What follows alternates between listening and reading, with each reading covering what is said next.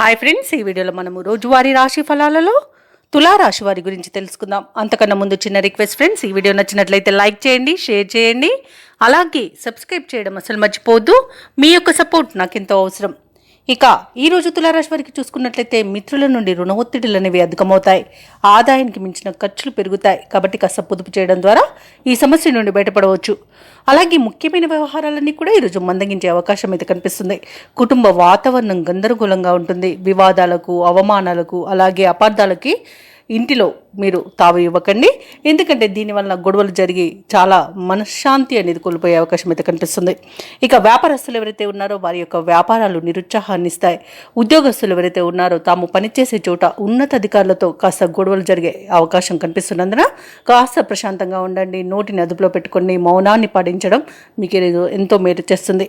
అలాగే ఈరోజు ఎవరైతే దూర ప్రయాణాలు చేస్తున్నారో ఆ ప్రయాణాలను వాయిదా వేయడం మంచిది. ఎందుకంటే అడుగడుగున ఆటంకాలు కనిపిస్తున్నవి మరియు వాహన ప్రమాదాలు కనబడుతున్నాయి. కాబట్టి వాయిదా వేయండి లేదా తగిన జాగ్రత్తలు తీసుకోవడం అనేది చెప్పుకోదగ్గ సూచన. మద్యపానం సేవించి వాహనాన్ని నడపడం వల్ల కూడా ప్రయాణాల్లో ప్రమాదాలు అనేవి కనబడుతున్నవి. కాబట్టి కాస్త జాగ్రత్తగా ఉండండి. ఇక తులారాశిలోని విద్యార్థులకు విద్యా నష్టం అనేది కనబడుతుంది. షేర్ మార్కెట్లలో పెట్టుబడులు పెట్టకండి.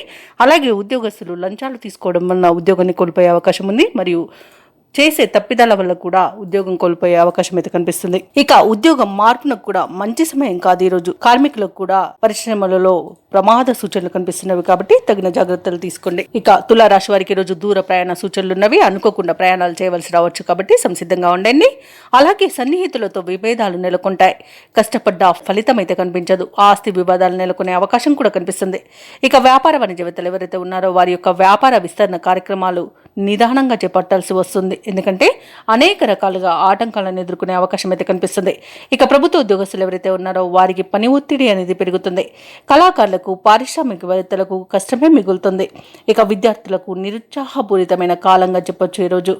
మహిళలకి కుటుంబ సభ్యులతో కొన్ని రకాలుగా తగాదాలు ఏర్పడి మనశ్శాంతిని కోల్పోయే అవకాశం ఉన్నందున కాస్త మౌనం పాటించి ప్రశాంతంగా ఉండడానికి ప్రయత్నించండి. ఇక తులారాశి వారికి అదృష్ట రంగు తెలుపు, ప్రతికూలమైన రంగు పసుపు, అదృష్ట సంఖ్య 8. ఈరోజు తులారాశి వారు హనుమాన్ చాలీసా పఠనం చేయండి.